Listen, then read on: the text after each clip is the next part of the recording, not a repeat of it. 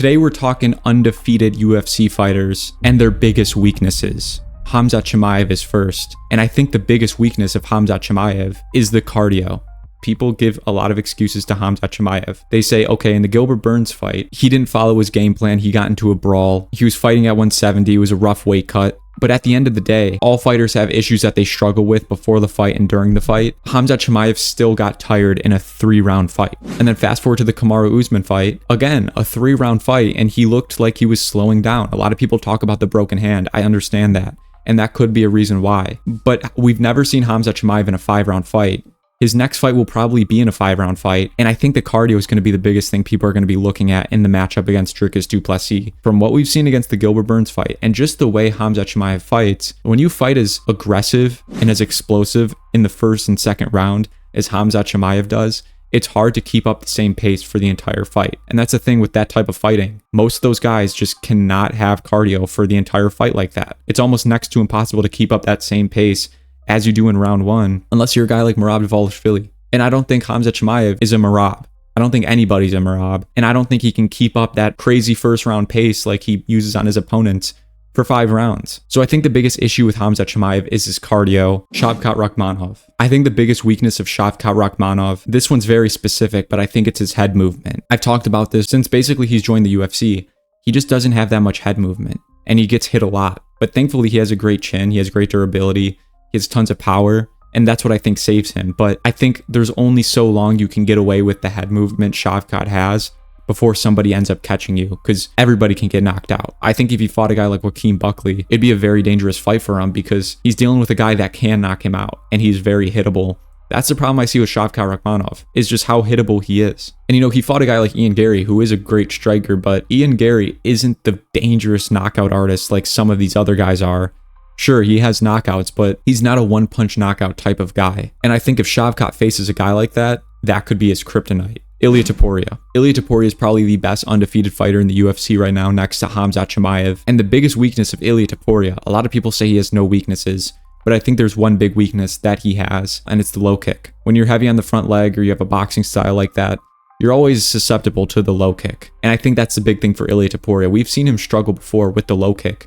Not horribly, but in the Volk fight, he was getting kicked in the leg. And other fighters have used it. Jai Herbert used it against Ilia Topuria. And I think that's the best thing you can do when fighting Ilia Topuria. And that's the really only big weakness I see in Ilia Topuria's game. He's so well-rounded. He has great striking. He has great wrestling. He has great jiu-jitsu. But the low kick is the really big thing that I think you can look at in terms of the weakness of Ilia Topuria. Some people could say the head kick, but honestly, after that Jai Herbert fight, I think his head kick defense, he's probably drilled a lot, and he does also have his hands up pretty high for the most part. I think the trouble he gets into is if he tries to slip something and somebody sets up a head kick, that's where it could get tricky. But other than that, I think it's mostly the low kick, because that's one thing that you can consistently hit and have success with. Bo Nickal. Okay, the biggest weakness for Bo Nickal, this one might come as a surprise. I think it's his fight IQ and his instincts. When he's in there, he has some of the best credentials for somebody breaking into the UFC ever. He has insanely high level wrestling, yet when he's in there, he doesn't really use it that much. And I think the main reason is because he does not have confidence, especially against guys who have that grappling threat. A guy like Paul Craig, who has those scary submissions that he's caught the best of the best with, Magomed Ankalaev, Jamal Hill, up a weight class. If you're Bo Nickal, regardless of how dangerous Paul Craig is, if you have the skills he has, the resume he has, the wrestling background, you shouldn't be afraid to take down Paul Craig. And that's where I think the weakness comes from, is his fight IQ and his fighting instincts. He's really new to the sport, and I think it might take a while for him to really have the fight IQ of some of these top guys. Because if he goes up against a guy like Khamzat Chimaev, I think Bo Nickal would just get flattened. If he fought the same way he did against Paul Craig, I think Khamzat Chimaev would ragdoll him and really give Bo Nickal a tough night. A lot of people debate about that. Before Bo Nickal had that Paul Craig fight, people were talking about Bo Nickal, being the next champion. But after that Paul Craig fight, the hype kind of slowed down a little bit. And with the next Bo Nickal fight against Reinier de Ridder, we're going to see what it's about. I think that's a really close fight, and I think it's a good one for Bo Nickal. But let's see if he relies on his grappling. Because if you're Bo Nickal, the way to beat people, the way to be the best fighter is to use the grappling. He has too much experience in wrestling to not use it in a cage. And it would be a shame if he's one of these guys like Yoel Romero, who was an Olympic wrestler, who just uses their experience in wrestling as takedown defense and doesn't actually use it to win fights. So that's what I think the biggest weakness of Bo Nickal is. Movsar Evloev. Okay, the biggest weakness with Movsar Evloev isn't one specific weakness. I think it's just he's not good enough in any area to beat the best of the best. And I think that's what his weakness is he's well-rounded, but he doesn't have any special skill that can give him an advantage over the best of the best.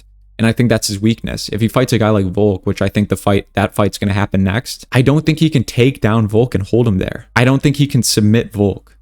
I think Volk has honestly probably better grappling and jiu-jitsu than Movsar Evloev. And in the striking, it's not even close. So yeah, Movsar can beat Aljamain Sterling. You know, he can keep up with the grappling with Aljamain Sterling and keep up with the striking, but Aljamain Sterling's no Volkanovski.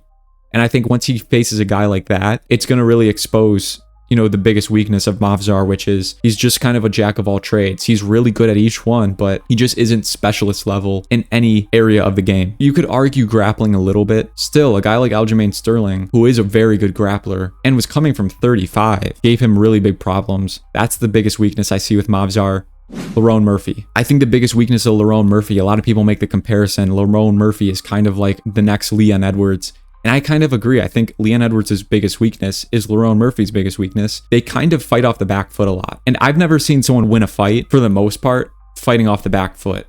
You had guys like Adesanya that kind of did it a little bit, but Lerone Murphy's no Adesanya on the striking. He's not. And when it comes to guys like Volkanovski, who pushes the pace, I just don't think he's going to be able to keep up with the output. Being a guy who's fighting off the back foot, he's going to get pushed around the octagon for the whole fight, and I think he would probably get exhausted by a guy like Volkanovski. So I think his biggest weakness is really just his kind of point fighting style. To be a point fighter, you really have to be like elite level technique and striking, and I don't think Lerone Murphy is just that much better than anybody else in the division in striking for him to, you know, stick and move the entire fight. And I'm not saying that's all Lerone Murphy does. He does stand his ground sometimes, but I think the biggest weakness is a lot of the time he does fight off the back foot. That's the biggest weakness I see with him. And finally, we have Michael Morales. And I was going back watching some of his fights. I really think the only thing I can say is just he's very young.